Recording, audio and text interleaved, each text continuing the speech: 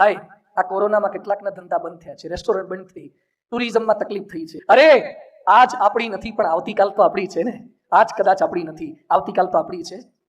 મંદી છે, મંદી કોઈ કાયમી નથી હોતી. ડાયવર્ઝન કોઈ 100 કિલોમીટરના નથી હોતા, એ મીટરમાં હોય છે. ડાયવર્ઝન આવ્યું છે, ફરતી પાછો મોટો રોડ આવી જશે. થઈ તકલીફ તો રતન ટાટાને પણ પડી 1991ના વર્ષમાં. રતન ટાટાએ ડ્રીમ પ્રોજેક્ટ સ્વદેશી કાર ઇન્ડિકા બનાવી અને એમણે સંકલ્પ કર્યો હતો કે એક પણ વસ્તુ વિદેશી આપણે ઇમ્પોર્ટ કરવી નથી, દેશની જ વસ્તુ વાપરવી છે.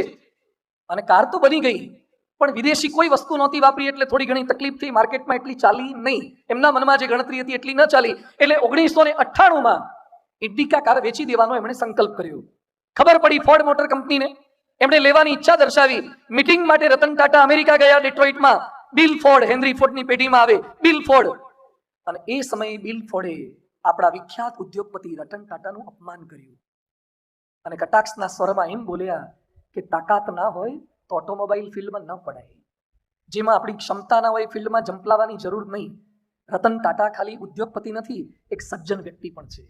એમણે અપમાનનો ઘૂંટડો ઉતારી લીધો, એક શબ્દ બોલ્યા નહીં. ડીલ કેન્સલ કરીને ભારત આવી ગયા. ખૂબ મહેનત કરી, ઓટોમોબાઈલ ફિલ્ડમાં પ્રગત કરી. અને વાત જાણે એમ બની કે 2008માં ફોર્ડ કંપનીએ દેવાળું ફૂંક્યું. દિવસો તો ગમે તેના આવે ને.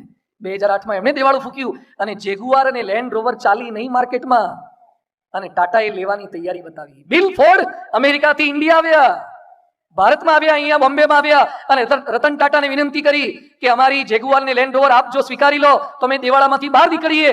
રતન ટાટાએ એની ઓફર સ્વીકારી, અપમાન કર્યા વગર સ્વીકારી. એ આપણો ભારતીય ઉદ્યોગપતિ છે. એ આપણા ભારતના ઉદ્યોગપતિ શીખવાડે. Success doesn't come from what you can do, it comes from overcoming the things that you once couldn't.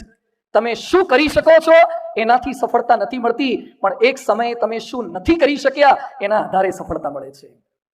આજે હું નથી કરી શક્યો એટલે કાયમ માટે કેમ ન કરી શકું? હું કરી શકીશ, હું બોલી શકીશ, હું લખી શકીશ, હું ભણી શકીશ, હું આગળ વધી શકીશ.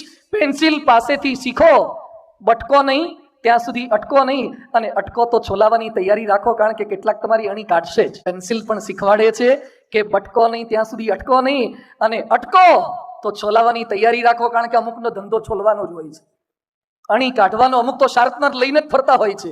આપણે પેન્સિલ છીએ એટલે આટલી તૈયારી રાખવાની. નારાયણ મૂર્તિ પણ ફેલ ગયા હતા અને સુનિલ ભારતી મિત્તલ એરટેલના માલિક એ પણ ફેલ ગયા હતા. એને પણ નિષ્ફળતા મળી હતી. વિશ્વવંદનીય સંત પરમ પૂજ્ય પ્રમુખ સ્વામી મહારાજ એમણે પણ લંડનની હેરો જમીનનો કેસ એ હારી ગયા હતા. તો નિષ્ફળતા તો સંતને પણ મળે, મહાપુરુષને પણ મળે, ઉદ્યોગપતિને પણ મળે, ટેકનોક્રેટને પણ મળે. તો નિષ્ફળતાથી પણ ક્યારેય ગભરાવું નહીં.